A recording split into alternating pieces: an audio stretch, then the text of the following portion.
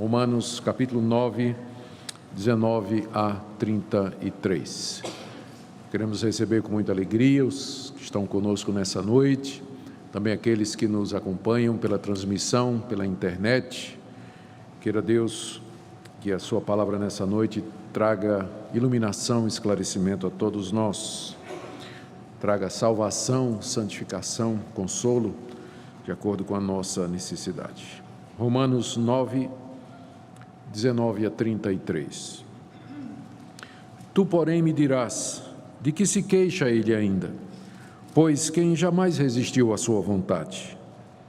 Quem és tu, ó homem, para discutires com Deus? Porventura pode o objeto perguntar quem o fez, por que me fizeste assim? Ou não tem o oleiro direito sobre a massa para do mesmo barro fazer um vaso para honra e outro para desonra? Que diremos, pois, se Deus, querendo mostrar a sua ira e dar a conhecer o seu poder, suportou com muita longanimidade os vasos de ira preparados para a perdição, a fim de que também desse a conhecer as riquezas da sua glória em vasos de misericórdia, que para a glória preparou de antemão, os quais somos nós, a quem também chamou, não só dentre os judeus, mas também dentre os gentios? Assim como também diz em Oséias, chamarei povo meu ao que não era meu povo, e amada a que não era amada. E no lugar em que se lhes disse, vós não sois meu povo, ali mesmo serão chamados filhos do Deus vivo. Mas relativamente a Israel, dele clama Isaías, ainda que o número dos filhos de Israel seja como a areia do mar, o remanescente é que será salvo. Porque o Senhor cumprirá sua palavra sobre a terra cabalmente e em breve. Como Isaías já disse, se o Senhor dos Exércitos não nos tivesse deixado descendência, ter-nos-íamos tornado como Sodoma e semelhantes a Gomorra. Até aqui a leitura da Escritura. Vamos orar mais uma vez. Pedimos ao Pai que Tu ilumines o nosso entendimento para compreendermos a Tua palavra. Dê, Senhor, que ela fale aos nossos corações, que ela nos revele mais a Teu respeito, dos Teus planos, para que nós Te adoremos mais corretamente, para que nós Te sirvamos com mais empenho, para que nós vivamos nesse mundo à luz da Tua revelação. Pedimos, ó Deus, que assim Tu nos atendas por meio de Jesus, nosso Salvador. Amém. Queridos, conforme nós temos visto, o propósito do apóstolo Paulo com o capítulo 9, na verdade, capítulos 9, 10 e 11, é explicar o motivo pelo qual a nação de Israel, na sua maioria, havia rejeitado Jesus Cristo como Messias e a pregação dos apóstolos a respeito de Jesus. O fato de que os líderes judaicos e a maioria do povo judeu rejeitou Jesus Cristo levantava a questão da fidelidade de Deus. Porque Deus havia feito promessas a um homem chamado Abraão e disse a ele que na descendência dele seriam benditas todas as nações da terra, que Deus faria um pacto com os filhos de Abraão, que seria o Deus deles e que eles seriam o seu povo.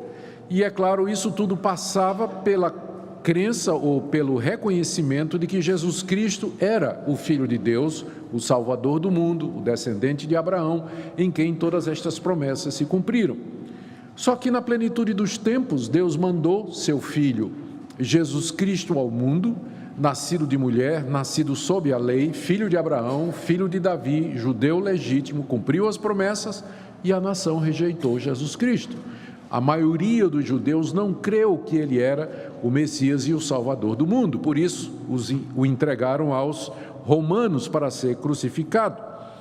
E isso então levanta a questão da fidelidade de Deus. Onde estão as promessas de Deus com relação à nação de Israel? Onde está o pacto, as promessas? Por que é que tudo isso aconteceu? Será que a palavra de Deus falhou? Essa é a pergunta que inicia o capítulo 9. Paulo então responde introduzindo o conceito do Israel espiritual dentro do Israel étnico, ou seja, dentro dos descendentes físicos de Abraão, havia aqueles que Deus escolheu para ser o seu povo, que a gente chama de a descendência ou o Israel espiritual dentro do Israel étnico. Paulo prova isso dizendo que nem todos de Israel são de fato israelitas, nem todos, por serem descendentes de Abraão, são seus filhos, e que Deus escolheu soberanamente de entre os descendentes de Abraão aqueles que ele queria salvar. E ele dá dois exemplos. O primeiro é que ele escolheu Isaque e não escolheu Ismael. Ambos eram filhos de Abraão. Um recebeu de Deus a escolha para a redenção e o outro foi rejeitado. Deus escolheu Jacó e aborreceu Esaú. Outro exemplo da soberania de Deus, escolhendo de entre os filhos de Abraão aqueles que ele quis. Em resumo, o que Paulo está dizendo é que Deus manteve a sua palavra e que suas promessas se cumpriram, porque elas foram feitas, a aliança de Deus foi feita com o Israel espiritual, com aqueles 7.000 que não dobraram o joelho a Baal, com os remanescentes, com aqueles judeus fiéis da antiga aliança, aquele povo espiritual que Deus havia separado para si antes da fundação do mundo. Então, Deus não cometeu infidelidade nenhuma. E aí, então, alguém iria perguntar, mas então Deus não foi injusto escolhendo alguns dentre os judeus e rejeitando outros? Por que esses e não aqueles? Será que há injustiça da parte de Deus porque Ele escolhe quem Ele quer, Ele escolheu quem Ele quis dentre os filhos de Abraão para ser salvos?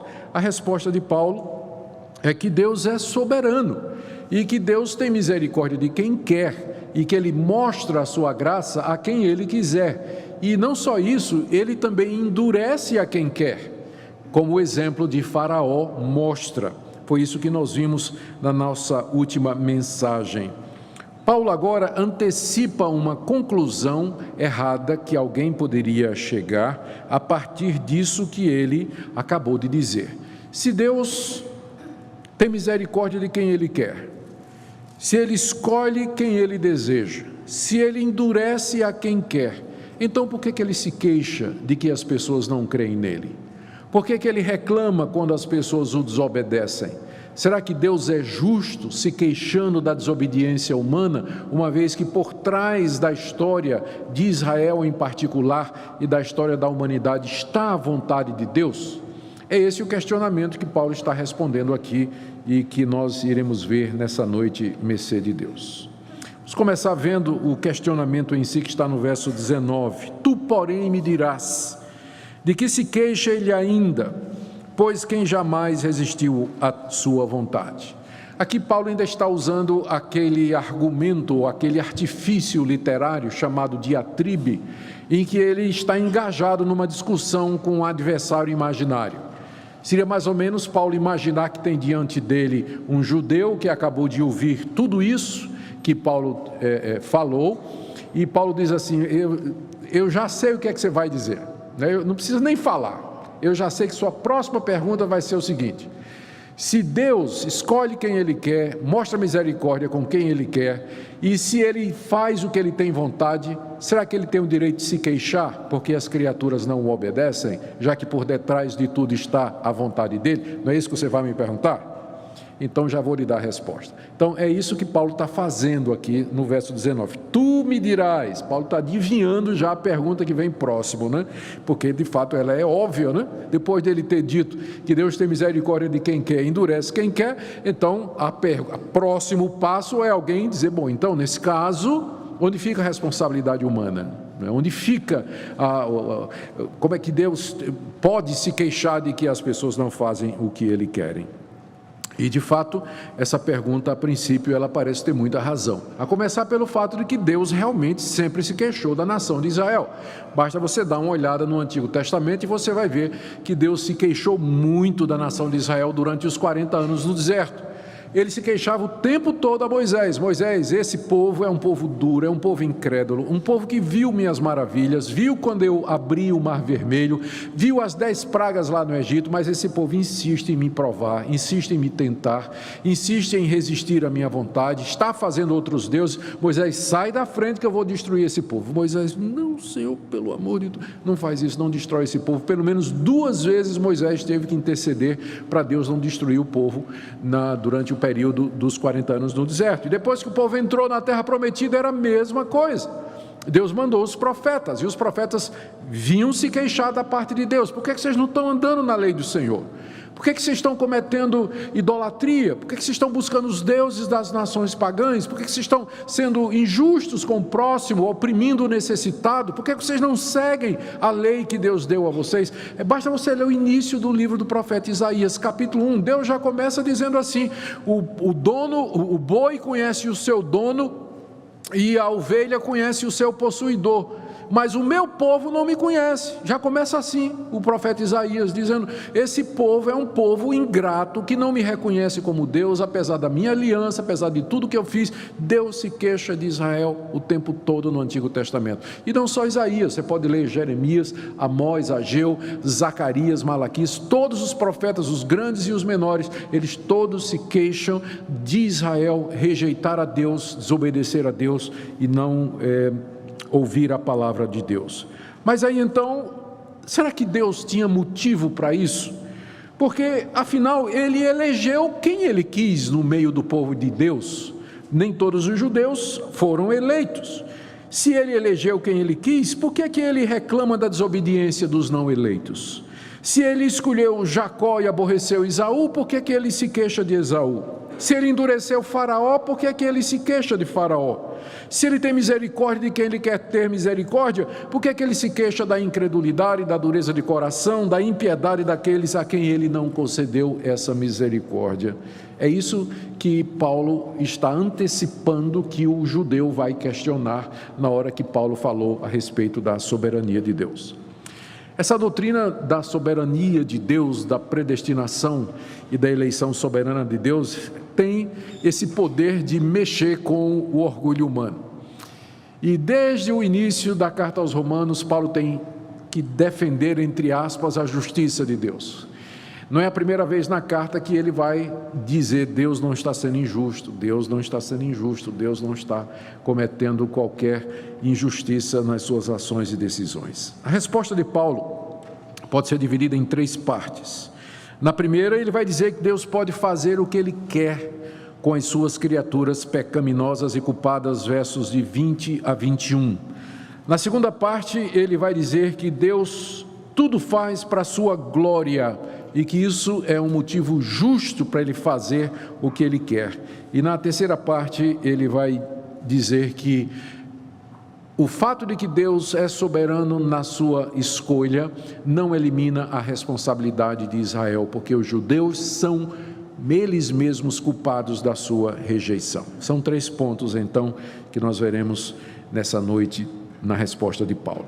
Vamos então para a primeira parte da resposta dele. Está no verso 20 a 21, quando ele diz que Deus tem o direito de fazer o que ele quer com aqueles de entre a raça humana caída. Quem és tu, ó homem, para discutir com Deus? Verso 20. Porventura pode o objeto perguntar quem o fez, porque me fizeste assim? Ou não tem o oleiro direito sobre a massa para do mesmo barro fazer um vaso para a honra e outro para a desonra? Paulo aqui começa repreendendo a presunção do questionador. Em vez de dar uma resposta à pergunta por que Deus se queixa, já que ninguém resiste à vontade dele, Paulo repreende a atitude que está por detrás dessa pergunta, que é a presunção. Quem é você para discutir com Deus? Quem é você para questionar os caminhos de Deus? Você não consegue coçar nem todas as suas costas por inteiro? Tem até um lugar nas suas costas que você não alcança, só para provar a sua limitação, não é? Só para provar como você é limitado. Como é que você quer questionar o Criador do universo, o Todo-Poderoso, aquele que é, que era e que há de vir, que sempre existiu, onipresente, onipotente, onisciente? Quem é você para questionar os caminhos de Deus? Se a primeira coisa que Paulo faz é colocar o questionador no seu devido lugar. Não é que é proibido a gente fazer perguntas. Paulo aqui não está proibindo isso. Na verdade, ele até está antecipando as perguntas, não é? Não é errado você dizer assim: mas eu não entendo isso, eu não compreendo isso. O que Paulo está condenando aqui é a atitude presunçosa, a arrogância dessa pessoa que pretende julgar os caminhos de Deus e se fazer de juiz sobre Deus. Isso Paulo não aceita, por isso ele começa dizendo: quem é você para fazer esse tipo de pergunta? Ou que atitude é essa sua quando você questiona a justiça de Deus? E aí, em seguida, Paulo compara aquele questionador, a relação dele com Deus, a um objeto e ao seu Criador. Está aí no final do verso 20. Porventura, pode o objeto perguntar a quem o fez: por que me fizeste assim? Paulo está, na verdade, citando Isaías 45, verso 9, que eu queria ver com vocês agora. O profeta Isaías usa essa mesma, na verdade foi o primeiro a usar essa figura para responder ao mesmo tipo de atitude nos seus dias, quando os judeus estavam questionando a justiça de Deus em usar o rei Ciro para trazer a libertação da nação de Israel. Como é que Deus pode usar um ímpio para fazer a sua vontade? Será que está certo isso? Deus usar ímpios para realizar o seu querer e sua vontade? Olha a resposta de Isaías, capítulo 45, verso 9. Ai daquele que contende com o seu Criador, não passa de um caco de barro entre outros cacos. Acaso dirá o barro ao que lhe dá forma: que fazes? Ou a tua obra não tem alça? Já o profeta Isaías tinha usado a mesma analogia para colocar no seu devido lugar os questionadores. Será que o vaso pode dizer ao oleiro: por que me fizeste assim? Será que o objeto criado pode dizer ao seu Criador: por que você me fez sem alça? Por que você me deu 2 orelhas? Por que você me deu 2 olhos? Por que você me deu uma boca? 2 pernas apenas? Por que você fez assim? Será que nós podemos questionar a Deus pela sabedoria dos seus caminhos e pela maneira como Ele age na humanidade? A resposta é evidente, não é? Nós não temos como fazer isso. Deus é o Criador e nós somos as criaturas. E a mesma analogia é também usada pelo profeta Jeremias, capítulo 18. Por favor, me acompanhe aí. Está logo coladinho a Isaías. Jeremias, capítulo 18, de 1 em diante. Mesma coisa. Povo questionando a Deus, questionando a justiça de Deus, os caminhos de Deus. Palavra do Senhor que veio a Jeremias dizendo: dispõe-te e desce à casa do oleiro, e lá ouvirás as minhas palavras. Desci à casa do oleiro, e eis que ele estava entregue à sua obra sobre as rodas. Deus disse a Jeremias: Jeremias, eu vou te ensinar uma lição. Deus fazia muito isso, lições ao vivo, usando situações da vida. Era assim que ele falava com os profetas: vai lá na casa do oleiro, e quando você chegar lá eu vou falar contigo. Jeremias obedeceu, chegou na casa do oleiro, ele olhou, o cidadão estava lá com aquela roda de madeira, girando, e em cima estava um bolo de barro, e ele então tirava um pedaço do bolo, moldava aquela massa até fazer aquilo que ele queria. Verso 4: como o vaso que o oleiro fazia de barro se estragou na mão, tornou a fazer dele outro vaso, segundo bem lhe pareceu. Aqui que está o ponto. Segundo bem lhe pareceu. O oleiro moldou a forma do barro segundo bem lhe pareceu, segundo ele achou que estava certo, segundo a vontade dele, segundo o propósito dele. E aí então, verso 5, Deus agora fala com Jeremias. Verso 6: não poderei Deus, fazer de vós como fez este oleiro, ó casa de Israel, diz o Senhor. Eis que como barro na mão do oleiro, assim sois vós na minha mão, ó casa de Israel. Paulo está simplesmente usando a mesma metáfora, a mesma analogia que os profetas de Israel usaram toda vez que eles queriam responder ao questionamento presunçoso e soberbo dos filhos de Abraão. Deus, por que o Senhor está fazendo isso? O Senhor não tem direito de fazer isso. Isso que o Senhor está fazendo está errado. Isso aí que o Senhor está cometendo é injusto. Então os profetas usavam a analogia do oleiro e do vaso, que Paulo agora emprega também, quando na mesma situação ele sabe que vai ser confrontado com esse tipo de questionamento. Por que Deus se queixa? Ele não faz a vontade dele? Então, antes de dar resposta a essa pergunta, Paulo vai na atitude da pessoa e diz: quem é você para discutir com Deus? Por acaso o objeto pode dizer ao seu Criador: por que me fizeste assim? Em seguida, Paulo declara esse direito de Deus de tratar a humanidade caída do jeito que Ele quer. Versos 22 verso 21, desculpem, voltando lá para Romanos 9, Paulo diz: não tem o oleiro direito sobre a massa, para do mesmo barro fazer um vaso para honra e outro para desonra. A chave para nós entendermos essa declaração aqui, e para não pensarmos que Deus é arbitrário, é a expressão do mesmo barro. O barro a que Paulo se refere aqui é a massa da humanidade caída. Paulo está falando dos homens no seu estado de queda e de perdição. Isso ele estabeleceu no começo da carta aos Romanos, capítulos 1, 2 e 3. Capítulo 1, Paulo fala da perdição dos gentios. Capítulo 2, ele falou da perdição dos próprios judeus. E no capítulo 3, ele falou da perdição de todos, encerrando inclusive com aquele versículo que é um dos mais conhecidos da Bíblia: porque todos pecaram e carecem da glória de Deus. Então, essa analogia do oleiro pegando barro e dando ao barro a forma que ele quer, Deus sendo o oleiro e o barro sendo a humanidade, só faz sentido à luz da doutrina da queda. O barro aqui é a humanidade caída, é a humanidade perdida. E Deus então faz o que ele quer a partir disso. Portanto, ele não é injusto se ele tivesse feito vasos para destruição, porque a massa está perdida, a massa está falida, é uma massa podre da humanidade. Deus não tinha obrigação de fazer nada salvífico com relação a ela. A grande misericórdia é que ele dessa massa podre faz um lindo vaso de cristal para um uso honroso e especial. É isso que é o ponto do Evangelho e da graça de Deus na soberania salvadora de Deus. Paulo então declara aqui que Deus tem o direito de, do mesmo barro que é a humanidade caída, a massa falida e podre da humanidade, fazer vasos para honra, que seriam aqueles que Deus escolheu de entre a humanidade para serem salvos e desta forma comparados a um vaso com fim honroso, e fez vasos para desonra, que são aqueles que estão perdidos e que caminham para a condenação pelos seus próprios erros. Deus tem o direito, então, de fazer o que ele quiser a partir dessa situação. O problema é que o questionador aqui, ele estava assumindo que Deus tinha que salvar todo mundo e que a humanidade toda tem o direito de ser salva, mas não é essa a visão bíblica.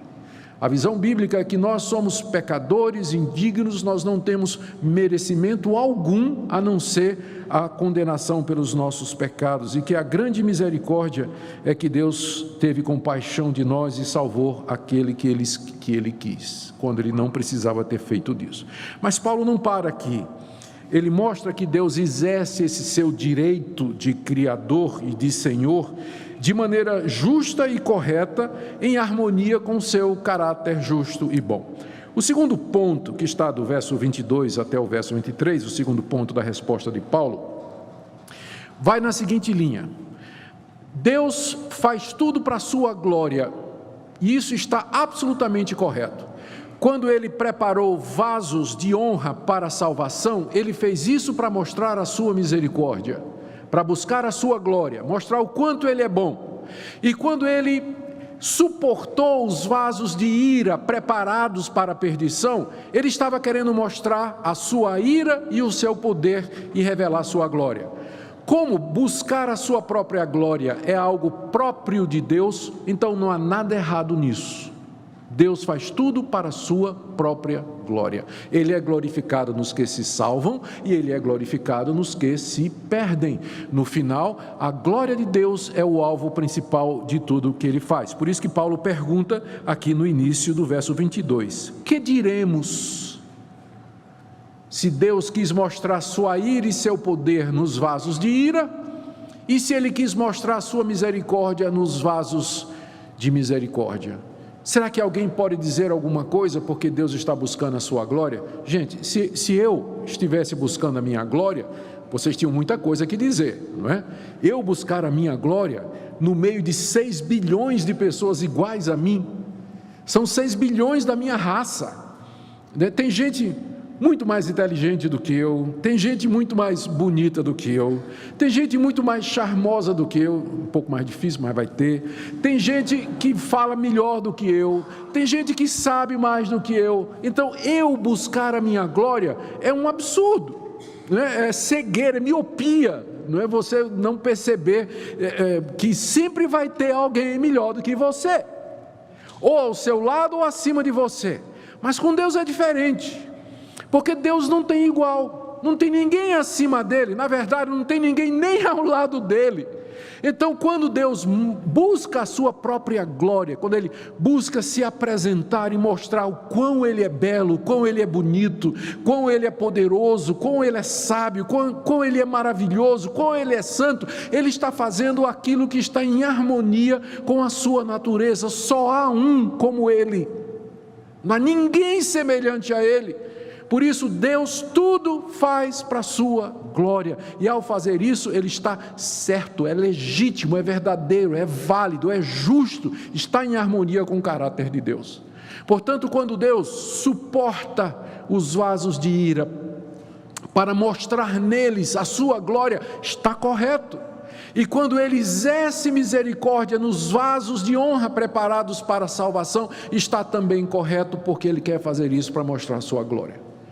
Ou colocando de outras palavras, o plano da redenção da humanidade termina com a glória de Deus sendo revelada. De que maneira? Mostrando a sua misericórdia e a sua graça e a sua bondade naqueles que Ele salvou de entre a humanidade perdida, e mostrando a sua justiça, sua santidade, sua ira, o seu poder naqueles que se perderão eternamente. Nos dois casos é a glória de Deus que está sendo revelada, e Paulo diz, essa é razão suficiente para Deus fazer o que Ele faz. Vamos ver o argumento agora em mais detalhes, não é? No verso 22 e 20, no verso 21 e no verso 22, quando ele diz no verso 21, perdão, é verso 22 e 23 mesmo, quando ele diz no verso 22, que diremos, pois, se Deus quis mostrar a sua ira e dar a conhecer o seu poder, suportando com muita longanimidade os vasos de ira preparados para a perdição, você percebe aqui que em nenhum lugar Paulo está dizendo que foi Deus quem preparou esses vasos para a perdição. Na verdade, Deus suportou esses vasos de ira preparados para a perdição. De que maneira esses vasos foram preparados para a perdição? Por uma vida de desobediência a Deus, por uma vida marcada por atitudes contrárias a Deus, desobedecendo a sua palavra, virando as costas para Deus, indiferente à lei de Deus, sem querer saber de Deus e querendo viver por si próprio. Desta forma, eles se prepararam para a perdição. Eles são chamados vasos de ira, porque a semelhança de um vaso, Deus vai derramando a sua ira sobre eles, até o dia em que chegou no topo. E Deus, diz aqui Paulo, suportou com muita longanimidade. Longanimidade é paciência. Deus, com muita paciência, suportou essas pessoas, suportou que elas vivessem suas vidas aqui nesse mundo, bebendo a água de Deus, o ar de Deus, comendo a comida de Deus, se aproveitando do corpo que Deus deu, da inteligência e da capacidade que Deus deu, corrompendo tudo isso e usando tudo isso para as coisas erradas, e Deus suportou, permitiu que essas pessoas vivessem sem as destruir imediatamente, como Ele poderia ter feito, porque o plano dele é mostrar a sua ira e o seu poder, não agora. É por isso que o ímpio faz o que faz e morre em paz, morre rico, bonito, sem problemas. Deus suporta com muita paciência esses que vão se perder. Por quê? Porque há um dia que Deus reservou, que é chamado o dia do juízo. Paulo já falou dele aqui no capítulo 2, o dia da ira de Deus. Quando Cristo voltar e toda a humanidade for trazida diante de Deus, Deus então agora, sem restrição, sem limites, vai derramar toda a sua ira sobre estas pessoas, vasos de ira preparados para a condenação. E Deus vai mostrar a sua ira, a ira é a reação de Deus, da santidade de Deus diante do pecado. e o seu poder em fazê-los sofrer eternamente pela desobediência e pela consequência dos seus pecados. Note que em nenhum momento Paulo diz que Deus preparou esses vasos, mas eles foram preparados pelas suas próprias atitudes. Isso eu estou dizendo por duas coisas. Primeiro, porque Paulo fala aqui que Deus suportou. Se ele suportou, é porque não foi ele que fez. E segundo, do verso 30 a 33, que nós veremos na próxima vez, Paulo vai dizer claramente que a responsabilidade de Israel ter se perdido é dos próprios judeus. Ele vai colocar a culpa nos judeus por terem rejeitado o Messias. Eu vou falar mais sobre isso mais adiante. Quando ele fala no verso 23 dos vasos de misericórdia, ele diz que neles Deus mostra as riquezas da sua glória. E de fato, nos que são salvos e nos que serão salvos, Deus vai mostrar as riquezas da sua glória. Mas da mesma forma, essa riqueza da glória de Deus ainda não é vista aqui. Porque esses que são vasos de misericórdia e que foram escolhidos por Deus de entre os judeus e outros povos para serem o seu povo, à primeira vista eles parecem iguais aos outros. Porque eles sofrem, eles passam necessidade, eles perdem o emprego, eles sofrem com doença terminal, morrem de maneira excruciante, perdem parentes, passam por acidentes. Então não dá para ver a misericórdia e a graça de Deus na vida deles aqui. Por quê? Porque Deus está também reservando esse momento para o grande dia do juízo, quando Deus vai reconhecê-los publicamente e vai dizer para eles: vinde benditos de meu Pai, entrai de posse do reino que vos está preparado antes da fundação do mundo. E no novo céu e na nova terra, ressurretos com corpos perfeitos e incorruptíveis, estes que foram eleitos e escolhidos por Deus, entrarão na vida eterna e no gozo eterno do seu Senhor. E é assim que Deus então vai mostrar a sua misericórdia. Note que no verso 23 ele diz que Deus, final do verso 23, que estes Deus, para a sua glória, preparou de antemão. Os vasos de ira, Paulo não diz que foi Deus que preparou, mas quando chega nos vasos de misericórdia, ele diz: Deus preparou de antemão. E aquilo que eu falei, se você for para o céu, é pela graça de Deus. Se você for para o inferno, a culpa é sua. A culpa é sua. Bom, agora vamos para o terceiro ponto. O terceiro ponto começa com a palavra nós, no verso 24. O que Paulo vai fazer aqui do verso 24 até o verso 29? Acompanhe aqui o resumo que eu vou dar do raciocínio de Paulo. O que ele vai dizer é que a queixa de Deus é justa. Deus se queixa da incredulidade dos judeus, porque os judeus sempre foram rebeldes, eles sempre foram resistentes, eles sempre rejeitaram a Deus e a sua lei. Já vimos exemplos no Antigo Testamento disso. E assim eles mesmos se colocaram para fora do povo de Deus. A prova disso é que os profetas de Israel, ao mesmo tempo que eles se queixavam da incredulidade de Israel, eles diziam que Deus haveria de levantar um outro povo para tomar o lugar de Israel. Ia chamar um povo de entre os gentios, como prova de que a responsabilidade é de Israel por haver rejeitado o Messias, porque foi sempre assim que eles agiram com relação aos enviados de Deus. Vamos ver. Final do verso 23, aliás, deixa eu ler o verso 23 todo, é bom sempre ter o contexto, não é? A fim de que desse também a conhecer as riquezas da sua glória em vasos de misericórdia, que para a glória ele preparou de antemão. E quem são esses vasos de misericórdia? Pastor Augusto, quem é o vaso de misericórdia? Quem são estes? A resposta está aqui no verso 24, os quais somos nós. Quem é o nós aqui? Paulo, que está escrevendo, e a sua audiência em Roma, a quem a carta é destinada, que são os cristãos de Roma, a igreja de Roma. Então Paulo considera como os vasos de misericórdia aqueles que creram em Jesus Cristo, antes dele vir no Antigo Testamento, pela fé no Messias que haveria de vir, e aqueles que o reconheceram como tal e creram nele, os que o viram e que também não viram. Todo todos aqueles que creem em Jesus Cristo antes da sua vinda, crendo no Messias que havia de vir, sem saber o nome dele, e os que creem nele depois que ele veio, já sabemos o nome dele, estes são aqueles que Deus de antemão preparou para a glória, são chamados vasos de misericórdia, porque Deus lhes concedeu misericordiosamente a vida eterna mediante Jesus Cristo. Somos nós os que cremos em Jesus Cristo. E aí vem uma revelação surpreendente que Paulo faz aqui pela primeira vez na carta, que Deus chamou não só dentre os judeus, mas também de entre os gentios. Esse Israel espiritual, esse remanescente fiel, esses vasos de misericórdia preparados para mostrar a glória de Deus, eles foram escolhidos, preparados por Deus desde a eternidade, e eles foram chamados pela pregação do Evangelho. Então, se você me pergunta, pastor, como é que eu sei que eu faço parte desse grupo, desses vasos de misericórdia? A resposta é: você foi chamado.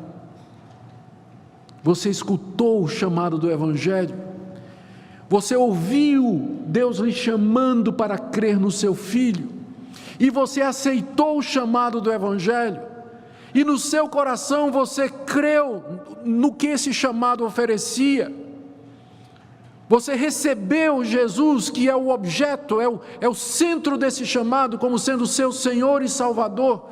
É assim que Deus reúne o seu povo no tempo e no espaço. Na eternidade Ele preparou esses vasos, Ele escolheu quem Ele quis, e no tempo e no espaço, através da pregação do Evangelho, Ele chama. E a boa notícia aqui é que Ele chamou não somente judeus, e de fato muitos judeus foram chamados. Paulo era judeu, os 12 discípulos de Cristo eram judeus, viraram apóstolos. Os primeiros que compuseram a igreja cristã em Jerusalém, no dia de Pentecostes, mais de 120 irmãos, eram todos judeus. Deus os chamou. A boa notícia é que Ele chamou brasileiros também. E eu tenho que incluir holandeses, porque minha esposa é holandesa também. Ele chamou pessoas fora da descendência de Abraão. Chamou quem não era judeu para fazer parte do seu povo, para compor a descendência espiritual de Abraão, o Israel espiritual. Aqui no verso 24, somos nós a quem Deus chamou, não só dentre os judeus, mas também dentre os gentios. E em seguida Paulo demonstra isso biblicamente. Ele costuma sempre fazer isso, não é? O apóstolo Paulo, ele ensina alguma coisa e ele cita o Antigo Testamento como prova. Aqui ele faz 4 citações, 2 de Oséias e 2 de Isaías. Primeira de Oséias, no verso 25, assim como também diz no profeta Oséias, a citação é de Oséias 2:23, chamarei povo meu ao que não era meu povo, e amada a que não era amada. A quem Oséias estava se referindo? Aos gentios, que não eram povo de Deus. Deus não fez aliança com os babilônicos, egípcios, assírios, mesopotâmicos, não. Filisteus, amonitas, moabitas, não, Deus não fez acordo, não fez aliança com ele. Deus fez um acordo com a nação de Israel, mas já no Antigo Testamento o profeta Oséias diz que Deus haveria de chamar um outro povo. Deus havia amado a nação de Israel, os filhos de Abraão, mas o profeta já dizia que Deus ia chamar de querida uma outra nação que não era a nação de Israel. Aí ele continua a segunda citação, no verso 26, agora de Oséias 1:10. No lugar em que se disse, vós não sois meu povo, ali mesmo serão chamados filhos do Deus vivo. Essa citação vem do profeta Oséias, que está reclamando da incredulidade de Israel. E aí o profeta diz, olha, vocês, esse povo que vocês dizem, os gentios que vocês desprezam, vocês judeus desprezam, e que vocês dizem que eles não são meu povo, povo de Deus, ali mesmo eles serão chamados filhos do Deus vivo. Essa era uma designação somente para os filhos de Abraão, filhos do Deus vivo, mas agora Deus chama um outro povo que antes não era povo e diz, vocês também são filhos do Deus vivo. Terceira citação agora é de Isaías no verso 27, relativamente a Israel, dele clama Isaías, e Paulo cita aqui Isaías 10, de 22 a 23, a citação é essa, ainda que o número dos filhos de Israel seja como a areia do mar, o remanescente é que será salvo. Ainda que os judeus sejam tão numerosos como os grãos de areia na praia, ainda assim somente um remanescente, uma porção deles e que será salvo. Aqueles que Deus escolheu, os 7.000 que não dobraram o joelho a Baal, quando a nação inteira estava adorando ídolos. E Paulo considera que entre esses remanescentes estão os gentios. Os gentios fazem parte do remanescente fiel do povo de Deus. E no verso 28, Paulo ainda está citando Isaías. Ele diz: porque o Senhor cumprirá a sua palavra sobre a terra, essa que ele disse, de que ele vai salvar o remanescente. Ele cumprirá cabalmente e em breve. Ou seja, Deus está agindo de forma cabal e rápida, chamando de entre os gentios aqueles que vão compor juntamente com os judeus crentes o povo de Deus, o Israel espiritual, o remanescente fiel, os vasos de misericórdia que Deus de antemão preparou e que chamou através da pregação do Evangelho. A última citação é de Isaías, verso 29, como Isaías já disse. E aí vem a citação: se o Senhor dos exércitos não nos tivesse deixado descendência, ter-nos-íamos tornado como Sodoma e semelhantes a Gomorra. Olha o que o profeta diz: essa nação está igual a Sodoma e Gomorra, que eram símbolos da antiguidade da depravação total, corrupção completa. Sodoma e Gomorra. Isaías diz que Israel era como Sodoma e Gomorra. Se Deus não tivesse escolhido de entre os judeus, o que Isaías chama aqui uma descendência espiritual, remanescente fiel, o verdadeiro Israel, a nação já tinha se tornado igual a Sodoma e Gomorra. Só não era porque lá no meio tinha essa descendência, tinha esse remanescente, esse pouco, não é? Esse grupo que Deus havia escolhido, elegido, chamado e preservado para a sua glória. Ou seja, qual é o ponto de Paulo aqui? A pergunta é: por que Deus está se queixando? A resposta é: Deus está se queixando porque o povo dele, que ele escolheu, os filhos de Abraão, sempre foram desobedientes. E se eu não tivesse escolhido do meio deles aqueles que eu quis, eles teriam tido o mesmo destino de Sodoma e Gomorra, não tinha diferença nenhuma. Só que eu não somente escolhi filhos de Abraão para serem salvos, eu também chamei gentios, pessoas de entre as nações para comporem o meu povo, de forma que no último dia nós veremos uma grande multidão de todas as tribos, línguas e nações, de pé diante do Cordeiro, dizendo: grande é o Cordeiro que foi morto. Naquele grande dia, o povo de Deus se mostrará como sendo um povo chamado de entre todas as nações. O ponto então de Paulo aqui respondendo é que a soberania de Deus não anula a responsabilidade humana. O fato de que Deus é soberano e que Ele faz o que Ele quer, não anula a sua responsabilidade pela escolha que você faz, pelas decisões que você toma, pelos erros que você comete. Essa é a resposta final do apóstolo Paulo à indagação se Deus pode se queixar da raça humana. Eu quero fazer algumas aplicações práticas para encerrar, queridos. Primeiro, talvez você às vezes seja tentado a questionar a justiça de Deus ou o direito que Deus tem de exercer a sua soberania. Eu entendo isso perfeitamente. Eu, quando me converti aos 22 anos, eu tinha uma baita dificuldade com essa doutrina da soberania de Deus. E durante os 2 primeiros anos da minha conversão, eu lutei muito contra isso. Cheguei até de chamar de doutrina do diabo, esse tipo de coisa. Ainda bem que não era blasfêmia contra o Espírito Santo. Mas talvez você se sinta assim, tentado às vezes a questionar o direito que Deus tem de Ele fazer o que Ele quiser como Criador.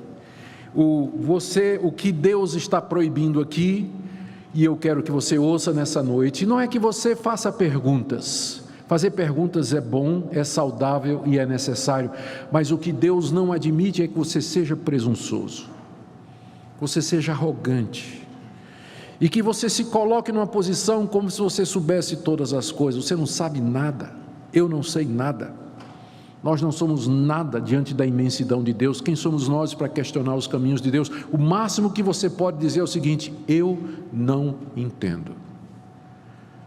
Você não pode dizer que não está na Bíblia, porque está muito claro, não está? de que está na Bíblia, de que Deus é soberano e que Ele salva quem Ele quer soberanamente. Você não pode negar isso. O que você pode dizer é que você tem dificuldades em aceitar, você tem dificuldades em compreender, mas você não pode negar que a Bíblia ensine e afirma com toda a clareza a soberania de Deus na salvação dos homens. Isso você não pode negar. Segunda aplicação, para você que talvez tenha perguntas sinceras para fazer a Deus. Deus, por que o mal no mundo? Então, se o Senhor sabia de tudo, por que é que o Senhor criou? Por que que tanto sofrimento no mundo, sendo o Senhor o que o Senhor é?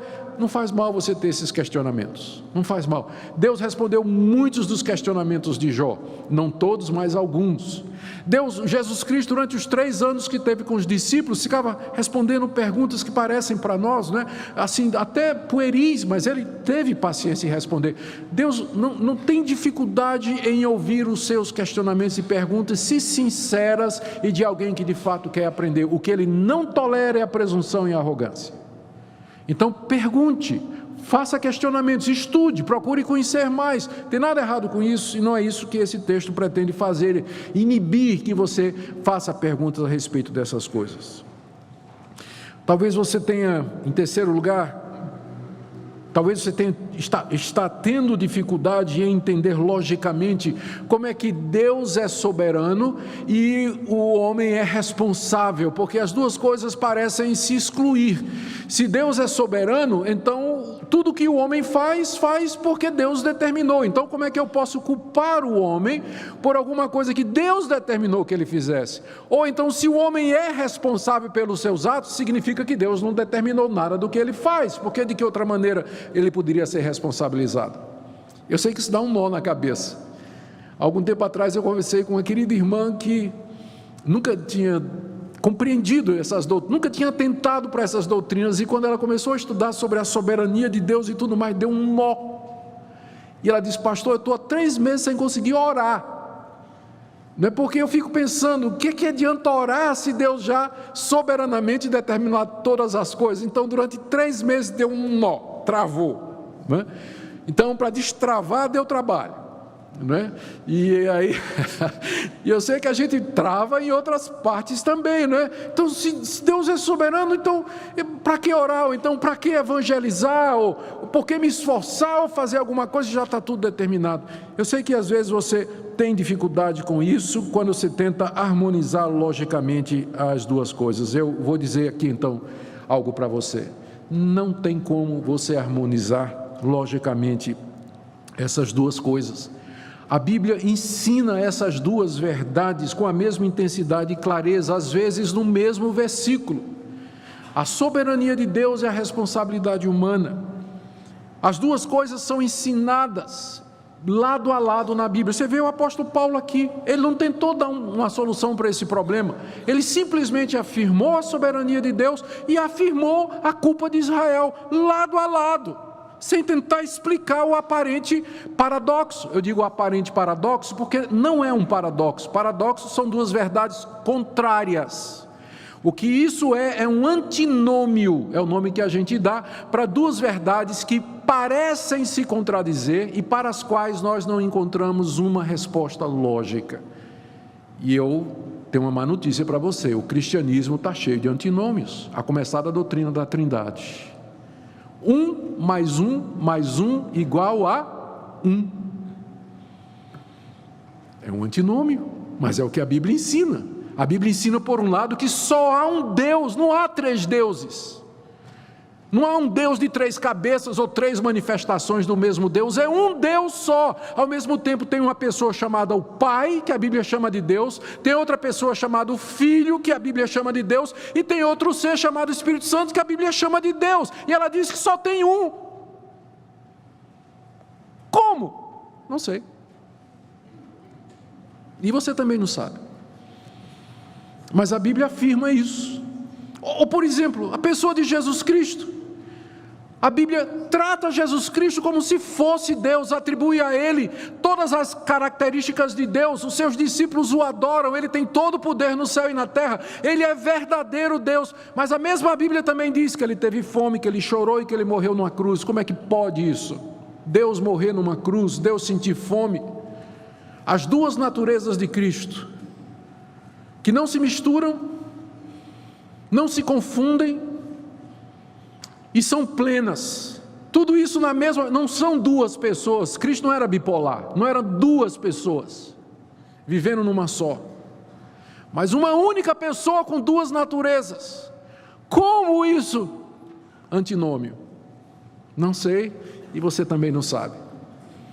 Eu desconfio que ninguém sabe, mas a verdade é que a Bíblia ensina essa verdade. Ela ensina essas duas coisas com a mesma intensidade, e é a mesma coisa quando a gente chega na questão da salvação, na soteriologia, que é a doutrina da salvação. Com a mesma intensidade que a Bíblia diz assim ao pecador: se arrependa e creia, mude os seus caminhos, receba Jesus como seu Salvador, para que você seja salvo, senão você vai condenado. Com a mesma intensidade a Bíblia diz: se Deus não lhe chamar, você não vem.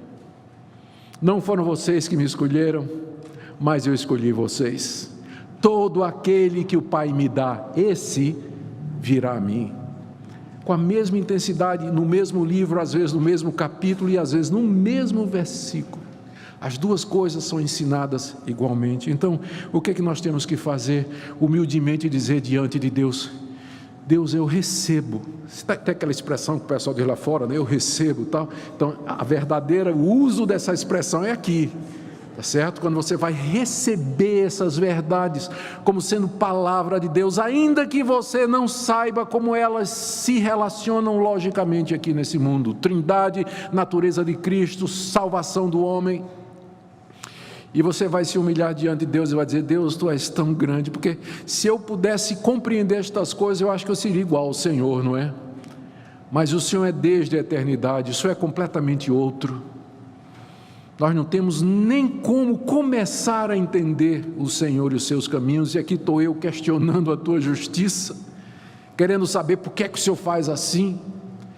Nós devíamos ter, essas coisas deveriam nos humilhar diante de Deus e nos levar à adoração ao Deus supremo, majestoso e transcendente. Uma palavra também, finalmente, aqueles que estão aqui que não se arrependeram ainda dos seus pecados e não creem em Jesus Cristo como o Messias, o Filho de Deus. Eu quero dizer nessa noite: não permita que essa doutrina da soberania de Deus se torne uma desculpa, pois ela não é.